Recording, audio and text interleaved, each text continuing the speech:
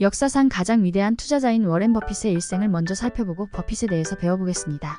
워렌 에드워드 버핏은 1930년 8월 30일 네브래스카주 오마하에서 태어났습니다. 아버지 하워드 버핏은 증권 중개인이자 정치인이었고 어머니 레일라는 가정주부였습니다. 어릴 때부터 버핏은 숫자와 경제에 뛰어난 재능을 보였습니다. 11살에 처음 주식을 매수했고 고등학교 때는 이미 여러 비즈니스를 운영하고 있었습니다. 버핏은 펜실베이니아 대학의 와튼스쿨에 입학했으나 2년 후 네브래스카 대학교 링컨 캠퍼스로 전학하여 경제학 학사 학위를 받았습니다. 그 후 컬럼비아 대학교에서 벤저민 그레이엄 교수의 지도 아래 경제학 석사 학위를 받았습니다. 그레이엄은 가치 투자의 아버지로 불리며 버핏의 투자 철학에 큰 영향을 미쳤습니다. 대학 졸업 후 버핏은 아버지의 회사에서 일하다가 그레이엄 마이너스 뉴먼 파트너십에서 일할 기회를 얻게 됩니다. 이 경험은 버핏에게 귀중한 실전 경험을 제공했습니다. 1956년 버핏은 자신의 투자 파트너십인 버핏 파트너십을 설립하였고 여기서 그는 뛰어난 투자 성과를 거두었습니다. 1965년 그는 텍스타일 회사인 버크셔 해서웨이를 인수했으며 이를 통해 다양한 산업 분야로 확장하여 오늘날의 거대 기업으로 성장시켰습니다. 워렌 버핏의 투자 전략에 대해서 살펴보겠습니다. 워렌 버핏의 투자 전략은 오랜 기간에 걸쳐 검증된 가치 투자 원칙을 중심으로 구축되어 있습니다. 그의 투자 철학은 몇 가지 핵심 원칙을 기반으로 합니다. 1. 가치 투자. 버핏의 투자 철학의 근간은 가치 투자입니다. 이는 내재 가치보다 저평가된 주식을 찾아 투자하는 전략으로 주식의 본질적인 가치를 평가하고 시장 가격이 이를 반영하지 못할 때 기회를 포착하는 것입니다. 2. 내재 가치 평가. 버핏은 회사의 내재 가치 인트린식 밸류를 계산하여 투자 결정을 내립니다. 내재 가치는 회사의 미래 현금 흐름을 할인하여 현재 가치로 환산한 것으로 회사의 진정한 가치를 반영합니다. 버핏은 주식의 시장 가격이 내재 가치보다 낮을 때 이를 매수하는 전략을 취합니다. 3. 경제적 해자. 버핏은 경쟁 우위를 가진 기업에 투자하는 것을 선호합니다. 이러한 경쟁 우위는 경제적 해자 에코노믹 모트라고 불리며 이는 회사가 장기적으로 경쟁자들로부터 자신을 보호할 수 있는 능력을 의미합니다. 경제적 해자는 브랜드 파워, 독점적 기술, 네트워크 효과, 비용 우위 등 다양한 형태로 나타날 수 있습니다. 4. 장기적 관점. 버핏은 단기적인 시장 변동에 휘둘리지 않고 회사의 장기적인 성장을 중요하게 생각합니다. 그는 주식을 사고 파는 빈도를 최소화하고 일단 투자한 회사는 오랫동안 보유하는 경향이 있습니다. 이는 거래 비용을 절감하고 복리 효과를 극대화하는 데 기여합니다. 5. 경영진의 질. 버핏은 회사의 경영진이 뛰어나고 정직한지 여부를 매우 중요하게 생각합니다. 그는 경영진의 능력, 정직성, 주주와의 일치된 이해관계를 평가합니다. 신뢰할 수 있는 경영진이 회사를 장기적으로 성공으로 이끌 수 있다고 믿기 때문입니다. 6. 사업의 이해 가능성. 버핏은 자신이 이해할 수 있는 사업에만 투자합니다. 그는 사업 모델이 복잡하거나 이해하기 어려운 회사는 피합니다. 이를 통해 리스크를 줄이고 투자한 회사의 미래를 보다 정확하게 예측할 수 있습니다. 7. 적정 가격의 매수. 버핏은 아무리 좋은 회사라도 가격이 너무 높다면 투자를 망설입니다. 그는 적절한 가격에서 매수할 수 있는 기회를 기다리는 인내심을 가집니다. 이는 그가 좋은 회사를 적정 가격에 사는 것이 중간 정도의 회사를 싸게 사는 것보다 낫다고 말한 바 있습니다. 워렌 버핏의 대표적인 투자 성공 사례를 알려드립니다. 1. 코카콜라. 1988년에 워렌 버핏의 버크셔 해서웨이는 코카콜라 주식을 대규모로 매입하기 시작했습니다. 당시 버핏은 코카콜라의 강력한 브랜드 파워와 글로벌 유통망, 그리고 꾸준한 현금 흐름을 높이 평가했습니다. 코카콜라의 주가는 지속적으로 상승했으며 배당금도 꾸준히 지급되어 버핏에게 큰 수익을 안겨주었습니다. 2. 아메리칸 익스프레스. 1960년대 초반 아메리칸 익스프레스는 샐러드 오일 스캔들로 큰 위기를 맞았습니다. 이 사건으로 인해 회사의 주가는 급락했지만 버핏은 아메리칸 익스프레스의 강력한 브랜드와 신용카드 사업의 성장 가능성을 높이 평가했습니다. 버핏의 판단은 적중했고 아메리칸 익스프레스는 위기를 극복하며 강력한 성장세를 보였습니다. 3. 지코. 버핏은 1951년에 처음으로 지코 주식을 매입했습니다.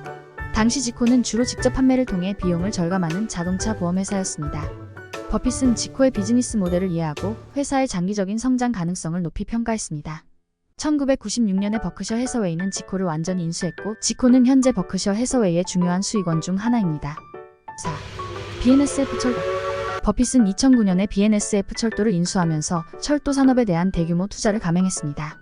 그는 철도가 미국 경제의 중요한 인프라이며 장기적으로 안정적인 수익을 제공할 것으로 예상했습니다. BNSF 철도는 버크셔 해서웨이에 안정적인 수익을 제공하며 장기적인 투자 전략의 성공을 입증했습니다. 5. 애플. 최근 몇 년 동안 버핏은 기술 주식에 대한 투자로도 주목받고 있습니다. 특히 그는 2016년부터 애플 주식을 대규모로 매입하기 시작했습니다. 버핏은 애플의 강력한 브랜드와 충성도 높은 고객 기반, 그리고 지속적인 혁신을 높이 평가했습니다. 애플 주식은 지속적으로 상승했으며 버크셔 해서웨이의 포트폴리오에서 중요한 부분을 차지하고 엄청난 수익을 올렸습니다. 워렌 버핏의 투자 철학과 전략은 오랜 기간 동안 크게 변하지 않았지만 최근 몇 년 동안 몇 가지 주목할 만한 변화가 있었습니다. 이는 시장 환경의 변화와 버크셔 해서웨이의 성장 및 다변화에 따른 것입니다. 몇 가지 주요 핵심을 알려드리겠습니다. 1. 버핏은 전통적으로 기술 주식을 피하는 경향이 있었지만 최근 몇 년 동안 이러한 입장이 변화하였습니다. 애플에 대한 대규모 투자가 대표적인 예입니다. 애플은 이제 버크셔 해서웨이 포트폴리오에서 가장 큰 비중을 차지하는 종목 중 하나입니다. 버핏은 전통적으로 IPO 기업 공개에 참여하지 않는 것으로 유명했습니다. 그러나 최근 몇 년 동안 버핏은 스노우플레이크와 같은 신생 기술, 기업의 IPO에 참여하는 등 새로운 투자 기회를 모색하고 있습니다. 3. 버핏은 주로 미국 내에서 투자를 집중했으나 최근에는 해외 투자에도 관심을 기울이고 있습니다. 일본의 주요 상장 기업들에 대한 대규모 투자 발표가 그 예입니다. 4. 환경, 사회, 지배구조 ESG에 대한 관심이 높아지면서 버핏 역시 이러한 요소들을 점차 고려하고 있습니다. 버크셔 해서웨이 에너지는 재생 가능 에너지 프로젝트에 대한 투자를 확대하고 있으며 이는 지속 가능한 에너지로의 전환을 위한 노력의 일환입니다. 버크셔 해서웨이는 대규모 현금을 보유하고 있으며 버핏은 신중하게 이 현금을 투자할 기회를 찾고 있습니다. 최근에는 적절한 투자 기회를 찾기 어려워하며 주주들에게 현금을 돌려주는 방식으로 주식 환매를 증가시키고 있습니다. 그렇다면 워렌 버핏이 주는 궁극적인 교훈은 무엇일까요? 그의 지혜와 경험을 통해 배울 수 있는 몇 가지 핵심 교훈을 정리하면 다음과 같습니다. 1. 가치 투자. 가치 투자의 핵심 원칙은 내재 가치보다 저평가된 주식을 찾아 투자하는 것입니다. 버핏은 기업의 본질적인 가치를 평가하고 시장 가격이 이를 반영하지 못할 때 기회를 포착합니다. 주식의 일시적인 가격 변동에 휘둘리지 말고 기업의 근본적인 가치를 평가하라. 2. 장기적인 관점. 버핏은 단기적인 시장 변동에 신경 쓰지 않고 오랜 시간 동안 꾸준히 성장할 수 있는 회사를 선택합니다. 이는 복리 효과를 극대화하고 거래 비용을 최소화하는 데 도움이 됩니다. 투자는 장거리 경주이며 인내심을 가지고 장기적인 성과를 추구하라. 3. 경제적 해자. 버핏은 경쟁 우위를 가진 기업, 즉 경제적 해자가 있는 기업에 투자합니다. 이는 회사가 장기적으로 경쟁에서 살아남고 번영할 수 있는 능력을 의미합니다. 지속 가능한 경쟁 우위를 가진 회사를 찾아라. 이는 장기적인 성공의 열쇠이다. 4. 이해 가능한 사업에 투자. 버핏은 자신이 이해할 수 있는 사업에만 투자합니다. 이는 리스크를 줄이고 투자한 회사의 미래를 보다 정확하게 예측할 수 있게 합니다. 이해하기 어려운 사업에 투자하지 말고 자신이 잘 알고 있는 분야에 집중하라. 5. 현금 흐름과 재무 건전성. 버핏은 기업의 재무제표, 특히 현금 흐름을 중시합니다. 현금 흐름이 안정적이고 견실한 기업은 경제적 어려움 속에서도 생존할 가능성이 높습니다. 기업의 재무 상태를 철저히 분석하고 안정적인 현금 흐름을 가진 회사를 선택하라. 6. 경영진의 질. 버핏은 경영진의 능력과 정직성을 매우 중요하게 생각합니다. 그는 신뢰할 수 있는 경영진이 회사를 장기적으로 성공으로 이끌 수 있다고 믿습니다. 능력 있고 정직한 경영진이 있는 회사를 찾아라. 이는 회사의 장기적인 성과에 큰 영향을 미친다. 7. 합리적인 가격의 매수. 버핏은 아무리 좋은 회사라도 가격이 너무 높다면 투자를 망설입니다. 그는 적절한 가격에서 매수할 수 있는 기회를 기다리는 인내심을 가집니다. 좋은 회사를 적정 가격에 사는 것이 중요하다.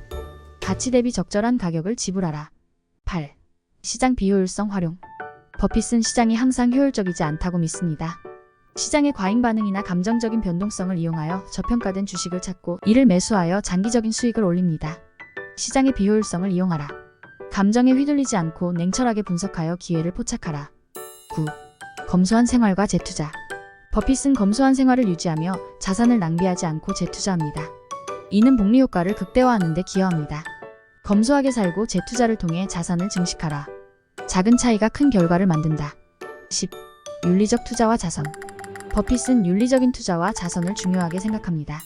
그는 자신의 재산 대부분을 자선 활동에 기부하기로 약속했습니다. 윤리적이고 책임감 있는 투자가 중요하다. 자신의 성공을 통해 사회에 기여하라.